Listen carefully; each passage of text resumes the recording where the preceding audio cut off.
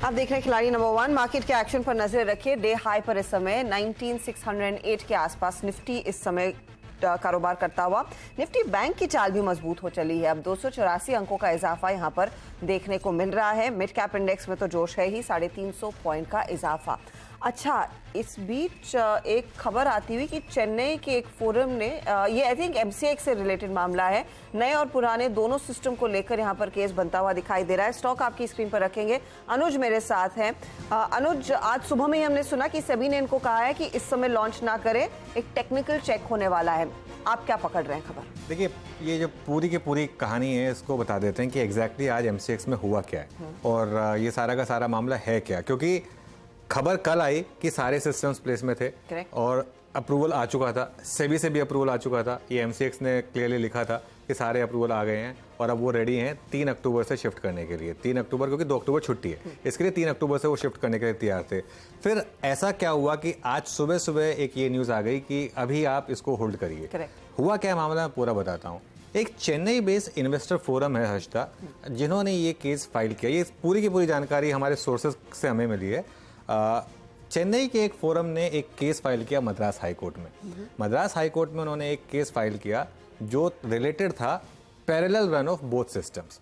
Parallel run of both systems मतलब दोनों system, आपका पुराना सिस्टम और आपका नया सिस्टम पैरेलली टेस्ट होना चाहिए।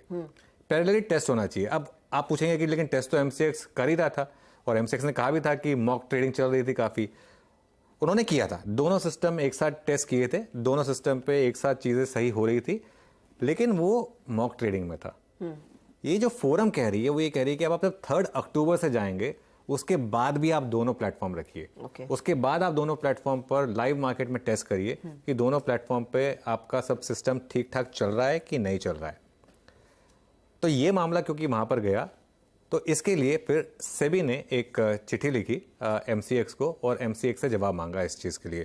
जो मेरे सूत्र बता रहे हैं कि एमसीएक्स इस चिट्ठी का जवाब 3 अक्टूबर को देगा और उसके बाद एक बार जब एमसीएक्स से इस चिट्ठी का जवाब आ जाएगा उसके बाद इस मैटर को प्लेस किया जाएगा। सेबी की एक टेक्निकल एडवाइजरी कमेटी होती है, टीएसी करके हम उसको बोलते हैं, जो कि डॉक्टर डीबी पाठक जो पद्मश्री हैं और आईआईटी बॉम्बे के प्रोफेसर एमेरिटस हैं, उनकी लीडरशिप में ये कमेटी है, डॉक्टर डीबी पाठक की टेक्निकल एडवाइजरी कमेटी। ये मामला उसके बाद उनके पास जाएगा। अगर टेक्निकल एडवाइजरी कमेटी इस मामले को देखकर ओके दे देगी तो ये मामला फिर ओके हो जाएगा, लेकिन उसके लिए पहले एमसीएक्स का जवाब आएगा। सेबी को उससे सेटिस्फाइड होना पड़ेगा, सेबी की टेक्निकल एडवाइजरी कमेटी को उसको ओके करना पड़ेगा और 16 अक्टूबर को ये केस की हियरिंग है जो मद्रास हाई कोर्ट में। लेकिन अगर सेबी ने अप्रूवल दे दिया तो जरूरी नहीं है कि 16 को पहले ये केस हर्ड हो उसके बाद ही इनको अप्रूवल मिले। अगर सेबी की टेक्निकल एडवाइजरी कमेटी सेटिस्फाइड होगी कि हाँ आपके सिस्टम्स इन प्लेस हैं तो वो गो अहेड मिलने के चांसेस रहेंगे। लेकिन अभी के लिए ऐसा नहीं है कि वो 16 के बाद ही मिलेगा। ऐसा नहीं है कि वो 16 के बाद ही मिलेगा। अब ये एमसीएक्स के ऊपर डिपेंड करता है कि वो इस चिट्ठी का जवाब दे और ये सेबी की टेक्निकल एडवाइजरी कमेटी उसको अप्रूव करे। ये सारी की सारी इन्फॉर्मेशन जो है वो सोर्स बेस्ड है। हमने एमसीएक्स से बात करने की कोशिश की, उनको एक लेटर लिखा है, हमने एक ईमेल लिखा है, मेरी कलीग मनीषा जी ने एक उनको ईमेल लिखा है, उसका हम रिस्पॉन्स का वेट कर रहे हैं।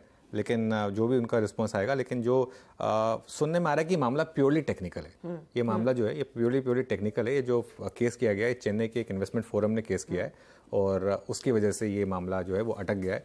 और अब देखते हैं फिर अगर वो लेटर लिखते हैं उसके बाद टीएसी के पास ये मामला जाएगा, टीएसी क्या बोलती है उसके बाद ये मामला तो ये जो सीएफएमए जो चेन्नई इन्वेस्टर्स फोरम है वो प्राइमरीली ये चाहता है कि अब चालू बाजार में सब लोग अब 63 मून्स वाले प्लेटफॉर्म पर ट्रेड कर रहे हैं, आप नया प्लेटफॉर्म भी शुरू कीजिए तो वहां पर भी देखें कि सौदे ठीक से चल रहे हैं या नहीं। ये बेसिकली इन्वेस्टर इंटरेस्ट के लिहाज से देख रहे हैं कि ऐसा नहीं होना चाहिए कि हम नए प्लेटफॉर्म पर गए और वो सौदा डला ही नहीं। बिल्कुल, वो उनका यही मानना है कि लाइव मार्केट में ये आप जो है इसको पैरेलल रन करिए और वो पैरेलल रन जब सक्सेसफुल हो, इतनी जल्दी क्या आपको, पैरेलल रन जब सक्सेसफुल हो तो उसके बाद ही जाइए।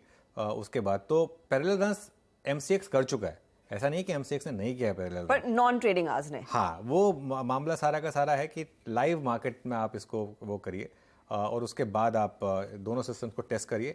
अगर दोनों सिस्टम्स आपके ठीक ठाक चल रहे हैं और सेबी सेटिस्फाइड है उससे तो फिर सेबी शायद गो अहेड दे दे। लेकिन ऑब्वियसली क्या होगा वो तो हमको बाद में पता चलेगा, जब एक बार वो उनका रिस्पॉन्स आ जाएगा, सेबी की टीएसी उस मामले को समझ लेगी पूरा, उसके बाद ही इस पे कुछ तो एक action होगा। प्योरली टेक्निकल मैटर जो इनफैक्ट वो प्रेस रिलीज में भी लिखा गया था, लेकिन अनुज ने आपको एग्जैक्टली समझा दिया है कि हुआ क्या है, क्यों दरअसल सीएफएमए मद्रास हाई कोर्ट गया था और वहां पर केस फाइल किया। स्टॉक आज दरअसल इसी डेवलपमेंट पर 7-7.5% नीचे है। अब देखते हैं एमसीएक्स की तरफ से क्या जवाब आता है और फिर सभी का क्या स्टांस रहता है इनके नए प्लेटफॉर्म को लेकर। शुक्रिया अनुज। इस